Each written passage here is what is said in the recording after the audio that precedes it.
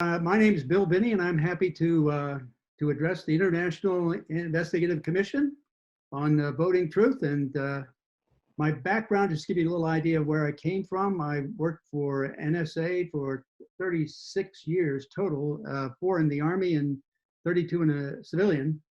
And I broke ciphers, codes, and data systems against Soviet Union and different military targets.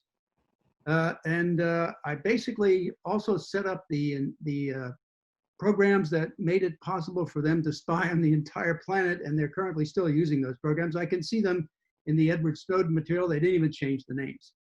So it's very clear to me back then in September or mid-October of 2001 that the NSA started spying on every US citizen in the country, taking in everything, content, metadata, you name it, voicemail, voice over IP, phone, the regular public switch telephone network, the internet, all the short messaging searches and whatever people did on the internet, they were taking it all in.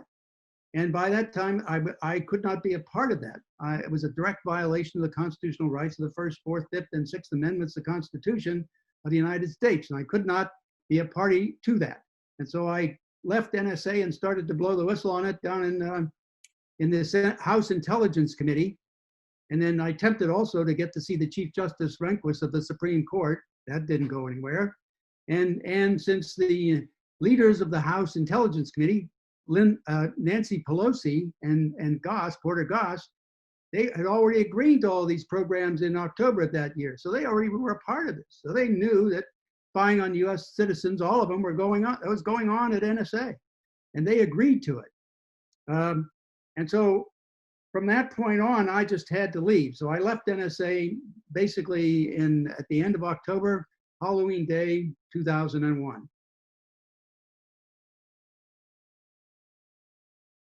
Initially, I started questioning Russiagate in August of 2016 when they first started talking about it. And it was more the sense of how they were talking about it. It gave me the clear impression that they had no fundamental evidence to prove anything they were saying.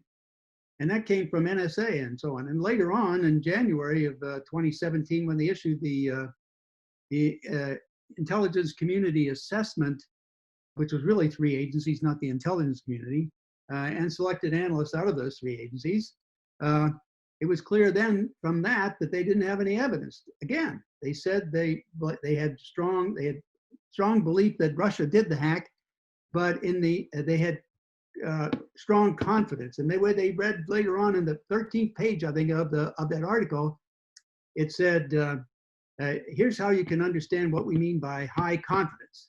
They said that is not to necessarily mean we have proof to say something is true. Well, I mean, they even negated their own report there. And in fact, later on, you find out they didn't have anything. Even at that time, this was when the CEO of CrowdStrike was testifying to the House Intelligence Committee, Schiff's committee.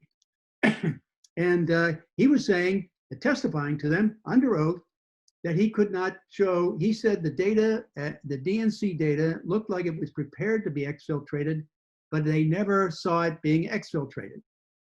Now, from all the forensics that we did of that, we looked at the where we had access to it was when WikiLeaks published it. So when WikiLeaks published it, we looked at that data. It was like 5 or 6 of us from the VIPs, Veteran Intelligence Professionals for Sanity, here in the United States, and some people who were helping us over in the UK. And we all started looking at this stuff, and they said, hey, look at this emails here from the DNC. All of them have that last modified time ending in an even second. Well, that was 35,813 emails. All of them had the last modified time ending in an even second. That means a computer program did this. And the program that does that is the fat file transfer, fat file allocation table transfer. When you transfer data from one computer to a thumb drive or a CD-ROM or some memory stick, why, that modifies that time because it rounds off as an accuracy of 2 seconds. So it ends up in even seconds all the way. So that tells you that this was downloaded, not hacked. The DNC emails were not hacked. They were downloaded to a storage device and then transported physically before WikiLeaks could post them. This fundamentally agrees with what Julian Assange was basically asserting, without really saying that it was an inside leak, and also what Craig Murray, a former ambassador to the Uzbekistan for the UK, he met somebody on the American University campus in Washington, D.C., who was involved in the transfer of data to WikiLeaks. And this is also what Kim.com said about assisting people getting data to WikiLeaks. And all of this evidence pointed to that it was all a local download, in other words, an inside leak, and that it was not hacked. And so blaming the Russians was a diversion and a fake and a lie, and they knew it.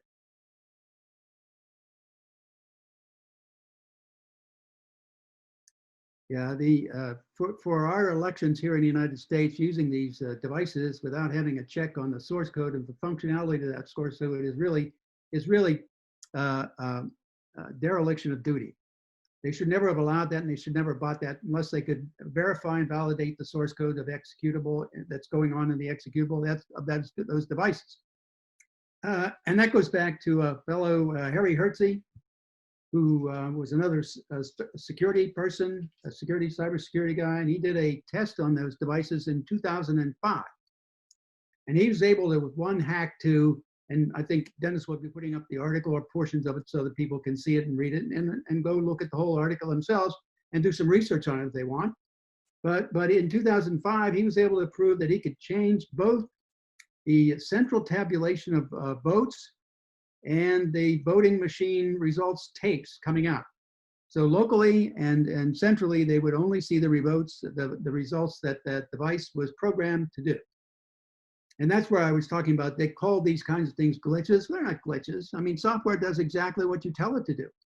If you tell it to change something from one to another, it does that. If you have a problem in your software, we call it a bug, and you have to get rid of the bug so that it perform properly. But whatever the bug is, it does it universally all the time. So it messes up all the time. So you can see it in your data dump, and that's how you go through trying to figure out where the bug is and resolve it. But having something that changes some votes and not all votes, that is not a bug. That's intentional programming. That's built into the software. And in order to ensure none of that kind of thing can happen, you need to be able to look at the source code running on that device to make sure it's doing what it says it does and it's proper for it to do.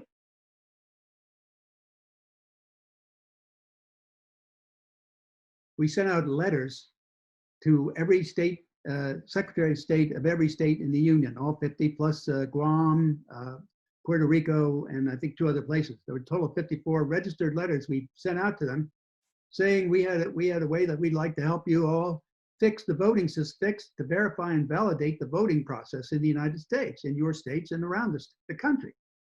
So, and that we were quite willing to talk to anybody about it.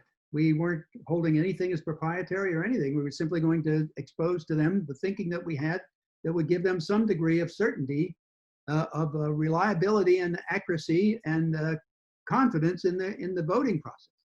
And from that letter, we heard from no one. Absolutely no one responded. So that told me nobody wants to change the existing system.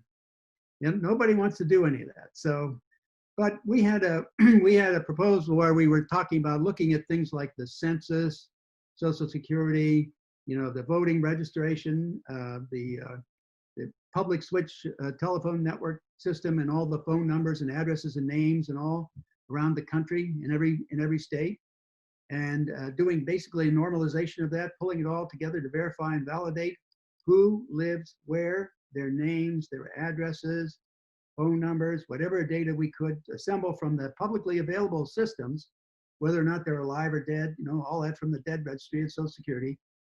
Then we would have that as a master record for the entire country, and then be able to parcel out the valid voters or reliable citizens who are eligible to vote to every polling station in the country. No matter how many that is, it doesn't matter. We know where they are physically, so we can assemble by location where the legal voters are. And we wanted to do that and have it. Also, we wanted to put it online so it could do things as people came into the polling station and registered to vote. it would check them on the central list in the country, so that they couldn't go from one polling station to another and try to vote again, or one state to another and try to vote again. Because once it was registered, it was registered. That was what we were trying to do, to validate and verify the voting system in the United States. We also were looking at ways and means that individual citizens could validate that the vote that was cast by them was in fact the vote that was registered and counted centrally, for them and their record. So we'd have a way to do that with privacy built in.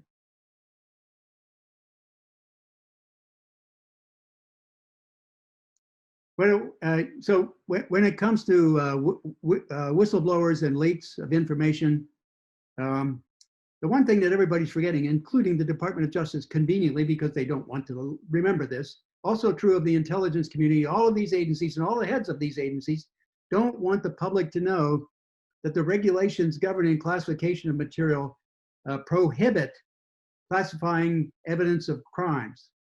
And that's called Executive Order 13526, Section 1.7. It lists out, anybody can go look at this on the web. Executive Order 13526, Section 1.7. This is the order governing classification for the entire United States government. And this is what everybody's supposed to conform to when they're classifying material. Well, Section 1.7 says you cannot classify, maintain classified, or not declassify any evidence of a crime, corruption, fraud, waste, abuse, and so on, a few other things. You can go read the whole thing there, but those are the main ones. And so, but a lot of what Snowden and others have blown the whistle on is evidence of a crime. So by their regulations, they must declassify. That's why I sent a note in trying to get at the bar that for the guy he was tapping to do his declassification of stuff, I said, all you have to do is look at that regulation and follow it. It's pretty simple. Any evidence of falsifying evidence for a court, like in the FISA court, whether against the Russians or against anybody else, General Flynn or Roger Stone or anybody else in the country, that's the regulation that governs whether or not they can even claim classification. I mean, by law, by that regulation, they are required to declassify. So they can't hide behind national security or hide their crimes behind national security. And that's what they've been doing. And the courts have been letting them get away with it. They wouldn't even let my testimony into the court for General Flynn or Roger Stone, because they didn't want to hear the truth. I mean, the truth was so clear and obvious. They didn't want to hear about the hacking. They didn't want to hear about the executive orders. They didn't want to hear about the truth.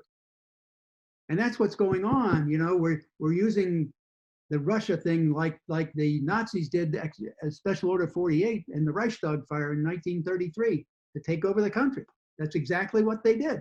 And in fact, if you read the NDAA, National Defense Authorization Act, Section 1021, it says exactly what Special Order 48 says. It talks about having the ability to incarcerate anyone for as long as the authorities that deem them to be a threat. And so all you do is incarcerate them indefinitely with no due process. And that's exactly what the NDAA Section 1021 says. And that's exactly what Special Order 48 said. So this, my friends, we are becoming the banana of a banana republic.